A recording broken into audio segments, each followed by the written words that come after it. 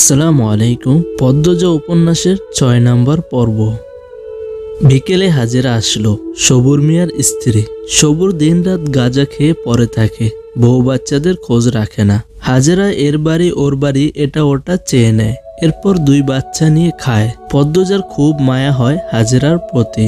হাজেরা আসতেই হেমলতা পদ্মজার উদ্দেশ্যে প্রশ্ন ছুড়লেন, লাউ গাছে কয়টা লাউ দেখেছিস? 9টা আম্মা।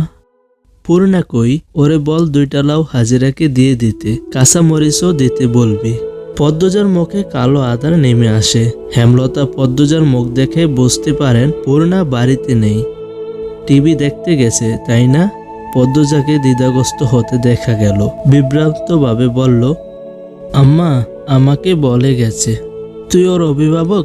একটু শরীরটা খারাপ লাগছে বলে শুয়েছি, অমনি সুযোগ লুটে নিচ্ছে। আম্মা আমার দোষ, পূর্ণারে কিছু বলো না। পদ্মজার বেজা কণ্ঠ হেমলতার রাগ উড়িয়ে দিল। তিনি অন্যদিকে মুখ করে শুয়ে বললেন, হাজেরারে নিয়ে যা, গমটা টেনে যাবি। বেগুন বেশি হলে কয়টা দিয়ে দিস। পদ্মজার মন ভরে গেল। তার মা এত বেশি উদার, কখনো কাউকে ফিরিয়ে দেন না। সামর্থ্যের মধ্যে আরো বেশি কিছু দেওয়ার মতো থাকলে তিনি কৃপণ্য করেন না। তবে হাজেরার স্বভাব অভাবে নষ্ট হয়েছে, চুরি করার প্রবণতা আছে, তাই পদ্মজাকে যেতে বললেন। উঠোনের এক কোণে এবং লাহারি ঘরের ডান পাশে লাউয়ের মাচা, 9টা লাউ ঝুলে রয়েছে, তরতাজা টাটকা সবুজ পাতা নজর কাড়ে। পদ্মজা বাড়ির দিকে তাকালো না। একটা লাউ হাজেরার হাতে দিয়ে বলল, কি দিয়ে রাঁধবা? জানি না গো পদ্ম, গিয়ে দেহি মাছ মিলানি যায়নি। তোমার ছেলেটা ঠান্ডা কমছে? পদ্মজা কাঁচামরিচ ছিঁড়ে হাজেরার আসল ভরে দিল। হাজেরা গুনগুন করে কাঁদছে আর বলছে, সেরাটা সারাদিন মাটিত পইরা তাহে একলা একলা, রাইত হইলে জ্বরে কাঁপে, দম ফালাইতে পারে না। ডাক্তার দেখাচ্ছ না কেন? টেহা লাগবো না, কই পামু? তুমি মাতব্বর বাড়িতে যেও, শুনেছি ওনারা খুব দান খয়রাত করেন। হাজেরা বাদ্যর মতো মাথা নাড়ল। বেগুন গাছ বাড়ির পিছনে। পদ্মজা বাড়ির পিছনে সাবধানে আসলো। মনে মনে ভাবছে হাজেরার ছেলে সুস্থই আছে। সকালে সে দেখেছে হাজেরা মিথ্যা বলছে। মানুষের খুব অভাব পড়লে বুঝি এমনই হয়? এত সবজি আছে, টমেটো নেই, হওয়া যাবে? পরিষ্কার সহজ গলায় বলা পুরুষালী কণ্ঠটি পদ্মজাকে মৃদু কাঁপিয়ে তুলল। ঘুরে তাকালো, লিখনকে দেখে বিভ্রান্ত বোধ করলো। কারো সামনে নিজের অস্বস্তি প্রকাশ করা উচিত না, কথাটি হেমলতা বলেছেন। পদ্মজা হাসার চেষ্টা করলো, জবাব দিল, এই বর্ষাকালে টমেটো কোথায় পাবেন? বর্ষাকালে টমেটো চাষ হয় না। টমেটো শীতকালীন ফসল, গ্রীষ্ম বর্ষাতেও পাওয়া যায়। পদ্মজা অস্বস্তি লুকিয়ে রাখতে পারছে না। স্কুলের শিক্ষক আর খুব আপন মানুষগুলো ছাড়া কোনো পরপুরুষের সাথে তার কখনো কথা হয়নি। লিখনের সাথে কথা বলতে গিয়ে তার জবান বন্ধ হয়ে যাচ্ছে। সে চুপচাপ বেগুন বুঝিয়ে দিল হাজেরাকে। লিখন বলল, আমি তো গতবার বর্ষাকালে টমেটোর সালাদ তৈরি করেছি। হয়তো টমেটোর জাত আলাদা ছিল, সাধারণ আমাদের শীতকালেই টমেটো হয়। কথা শেষ করে দ্রুত লাহারি ঘরে ফিরল সে। মনে হচ্ছে পরপুরুষের সাথে কথা বলে ঘোর পাপ হয়ে গেছে, পাপ মোচন করতে হবে। ঘরে ঢুকে ডক ডক করে 2 গ্লাস পানি খেলো। হেমলতা ঘুমাচ্ছেন, নয়তো পদ্মজার মুখ দেখে নির্ঘাত বুঝে যেতেন কিছু একটা ঘটেছে। পদ্মজা ভক্তি নিয়ে আল্লাহ তাআলার প্রতি শুকরিয়া আদায় করলো। হেমলতা সালোয়ার কামিজ সেলাই করছিলেন, তখন বারান্দার সামনে একজন পুরুষ লোক এসে দাঁড়ালো। হেমলতা শাড়ির আঁচল মাথায় টেনে নেন, জিজ্ঞাসুক দৃষ্টি নিয়ে তাকান। লোকটি হেসে বলল, আমি মিলন, শুটিং দলের। হেমলতা জোরপূর্বক হাসেন আর চোখে ঘরের দরজার দিকে তাকান। পদ্মজা ঘুমাচ্ছে, দরজাটা লাগানো উচিত। কোনো দরকার? না, এমনি দেখতে আসলাম। কতদিন হলো আপনাদের বাড়িতে উঠলাম, আর এদিকটায় আসা হয়নি। হেমলতা পেঁচিয়ে কথা বলা পছন্দ করেন না, সরাসরি বলে উঠলেন, এদিকে আসা নিষেধ। আপনাদের বলা হয়নি? মিলনের চোখে মুখে ছায়া নেমে আসে। সে অপমান বোধ করলো, আমতা আমতা করে বলল, আচ্ছা আসছি। মিলন স্থান ত্যাগ করলো। যাওয়ার পূর্বে তার তীক্ষ্ণ চোখের দৃষ্টি হেমলতার নজর এড়াতে পারল না। হেমলতা চোখ বুজে জীবনের হিসেব কষেন, এরপর ঘুমন্ত পদ্মজার দিকে তাকান। পূর্ণার চেয়ে পদ্মজার বেশি আগ্রহ শুটিং দেখায়। টিনের ছিদ্র আরো দুটো করেছে। লিখন সাহাকে দেখলে তার মায়াময় কোমল অনুভূতি হয়। এই অনুভূতির নাম সে জানে না। শুটিংয়ে লিখন শাহ কত ভালোবাসেন চিত্রা দেবীকে। পদ্মজার দেখতে খুব ভালো লাগে। পূর্ণা তেলের বোতল নিয়ে বলল, আপা তেল দিয়ে দাও না। সোনা বোন একটু দাঁড়া। পদ্মজা ছিদ্র দিয়ে লিখন শাহের হাসি, কথা বলার ভঙ্গি দেখছে। লজ্জাও পাচ্ছে খুব। সময়টাকে থামিয়ে দিতে ইচ্ছে হচ্ছে। এ আপা পরেও তো দেখতে পারবা, দিয়ে দাও না। আর একটু, শুটিং শুরু হচ্ছে, একটু। পূর্ণার বিরক্তিতে রাগ হয় খুব, কিন্তু সে তার আপাকে কিছু বলবে না। তার সব ইচ্ছের সঙ্গী, সব গোপন কথার সাক্ষী তার আপা। সে তার আপাকে খুব ভালোবাসে। মাঝে মাঝে মনে হয় মায়ের চেয়েও বেশি বোধ হয় সে তার আপাকেই ভালোবাসে, বা হয়তো না। পদ্মজা মিঠি মিঠি হাসছে। পূর্ণা তেল রেখে ছিদ্র দিয়ে উকি দিল। না, তার এখন ভালো লাগছে না এসব দেখতে। চোখ সরিয়ে নিল। কিরে পদ্ম, কি দেখছিস?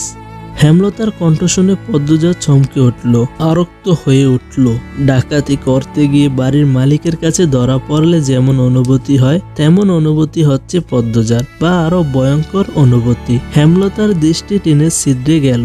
সাথে সাথে পদ্মজা অনুভব করলো তার পায়ের নিচের মাটি কাঁপছে। পূর্ণা ভয়ার্ত চোখে একবার মাকে একবার বোনকে দেখছে। ছিদ্রের গুরু তো সে। হেমলতার তীক্ষ্ণ দৃষ্টি মেলে দুই মেয়েকে দেখেন, তিনটা ছিদ্র দেখেন।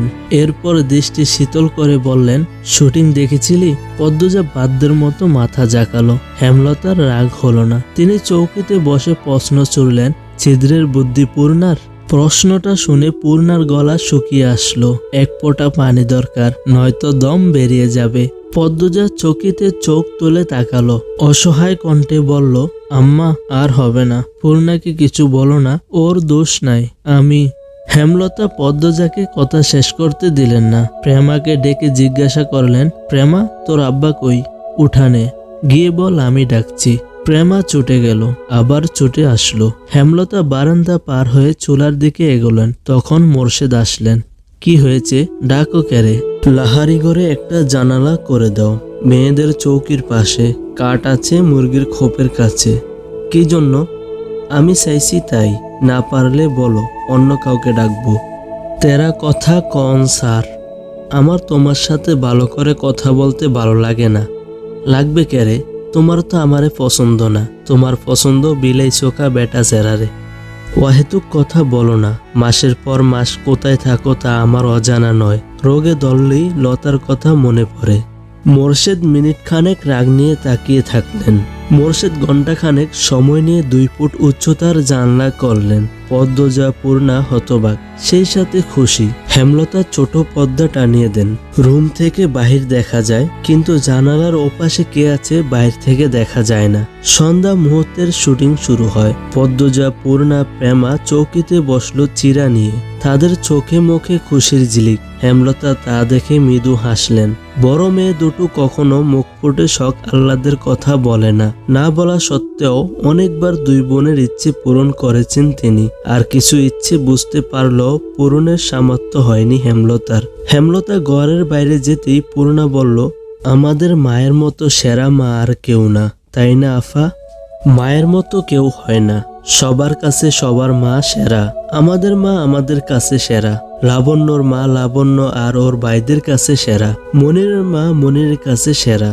ওরা বলছে বোকা, এসব বলতে হয় না। না, আমাদের আম্মাই সবচেয়ে ভালো মা। এমন মা আর একটাও নেই।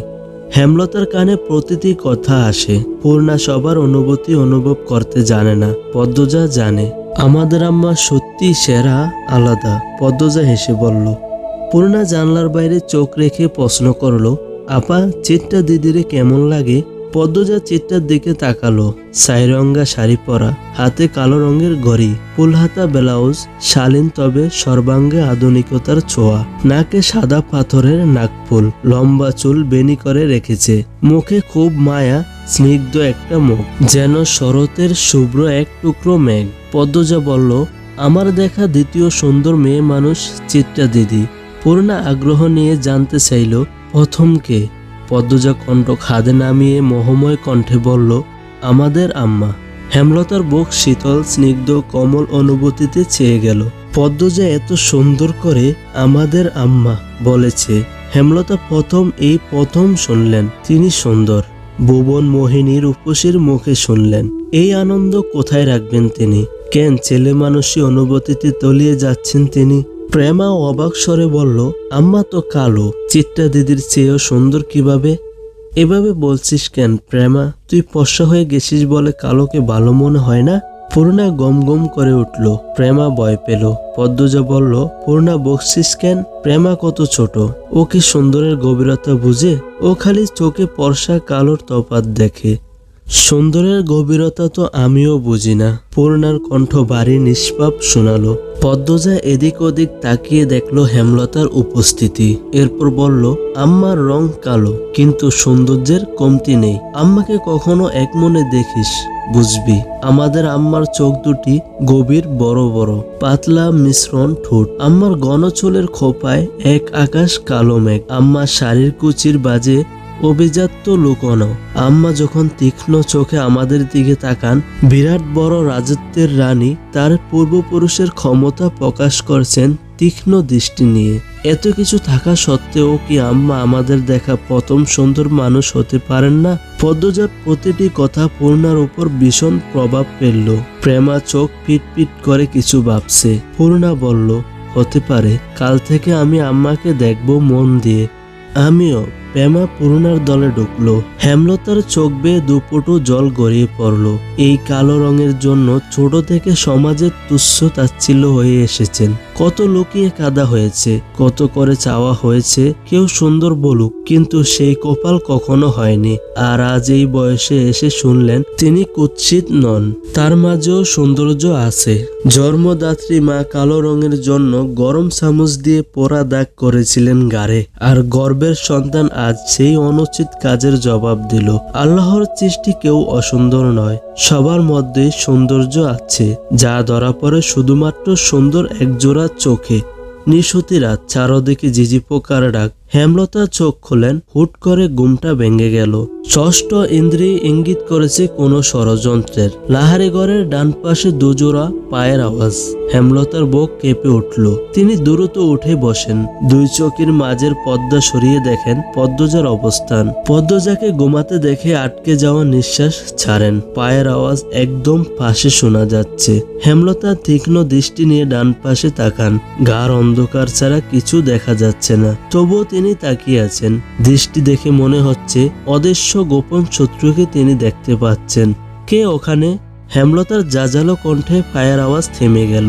সেকেন্ড কয়েক পর দুজোড়ো পা যেন ছুটে পালালো। আলো ফোটার পূর্বে নিন্দা ত্যাগ করে চার মা মেয়ে একসাথে নামাজ পড়লো। এরপর বারান্দায় শীতল পাটি বিছিয়ে তিন বোন পড়তে বসলো। রাতভর জমজম করে বৃষ্টি হয়েছে। বর্ষা চানে স্নিগ্ধ প্রকৃতি, মায়াবী সকাল। এমন সকালে কেউ ঘুমাতে চায়, আর কেউ বা বই পড়তে পছন্দ করে, অথবা পছন্দের অন্য যে কোনো কাজ করে। পূর্ণার ঘুমাতে ইচ্ছে করছে, পড়া একদমই সহ্য হচ্ছে না। পড়া থেকে উঠেই সে মনোবাসনা পূর্ণ করতে বিছানায় গা এলিয়ে দিল। সাথে সাথে ঘুমে হারালো। পদ্মজা অনেক ডাকলো, উঠলো না। এদিকে স্কুলে যাওয়ার সময় হয়েছে। হেমলতা বাইরে থেকে উকি দিয়ে প্রশ্ন করলেন, পূর্ণা ঘুমে? জি আম্মা। সে জানে না স্কুল আছে, তবুও কোন আক্কেলে ঘুমালো। মায়ের কঠিন স্বরে পদ্মজা ভয় পেল। পূর্ণা নির্ঘাত মার খাবে আজ। সে হেমলতাকে আশ্বস্ত করে বলল, তুমি যাও আম্মা, পূর্ণা কিছুক্ষণের মধ্যেই তৈরি হয়ে যাবে। হেমলতা জানেন পূর্ণা এত সহজে ঘুম থেকে উঠবে না। অহরহর এমন হয়ে আসছে। যতই আদর করে ডাকা হোক না কেন, বৃষ্টি মাখা সকালে তার ঘুম ছুটানো যায় না। বাঁশের কঞ্চি পূর্ণা খুব ভয় পায়। কঞ্চির বাড়ি না খাওয়া অব্দি ঘুম পূর্ণাকে কিছুতেই ছাড়বে না। এ যেন ভূত চারানোর মতো। হেমলতা বাঁশের কঞ্চি আনতে যান। এদিকে পদ্মজা ডেকেই যাচ্ছে, পূর্ণা উঠ, মারটা খাওয়ার আগে উঠ। এই পূর্ণা, পূর্ণা রে, পূর্ণা উঠ। পূর্ণা পিটপিট করে চোখ খোলে আবার ঘুমিয়ে যাচ্ছে। প্রেমা এই ব্যাপারটা খুব উপভোগ করে। একটা মানুষ এত ডাকাডাকিতেও কি করে না জেগে থাকতে পারে। সে নিষ্কম্প স্থির চোখে তাকিয়ে আছে বড় দুই বোনের দিকে। হেমলতা হাতে বাঁশের কঞ্চি নিয়ে ঘরে ঢোকেন। তা দেখে পদ্মজা পূর্ণাকে জোরে চিমটি দিল। পূর্ণা মুখে বিরক্তিকর আওয়াজ তুলে আবার ঘুমে তলিয়ে গেল। তুই সর পদ্ম, ও মারের যোগ্য, পিটিয়ে ওর ঘুম চুটাতে হবে। পদ্মজা মায়ের উপর কিছু বলার সাহস পেল না, দূরে গিয়ে দাঁড়ালো। হেমলতা পূর্ণার পায়ের গোড়ালিতে বাড়ি দেন। প্যাচ করে আওয়াজ হয়। পদ্মজা ভয়ে চোখ বুজে ফেলল, পা ছিঁড়ে গেছে বোধ হয়। ঘুমন্ত পূর্ণার মস্তিষ্ক জানান দেয় আম্মা এসেছেন এবং তিনি আঘাত করেছেন। সে চোখ খোলার আগে দ্রুত উঠে বসলো। চোখ খুলতে খুলতে যদি দেরি হয়ে যায়। এরপর চোখ খুলল। বোকা শোকা মুখ করে মায়ের দিকে তাকালো পরিস্থিতি বুঝতে। পদ্মজা ঠোঁট টিপে হাসছে। প্রেমা জোরে হেসে উঠল। হেমলতা তীক্ষ্ণ চোখে তাকাতেই হাসি থামিয়ে দিল। পূর্ণা ভীতু কণ্ঠে বলল, আর হবে না আম্মা।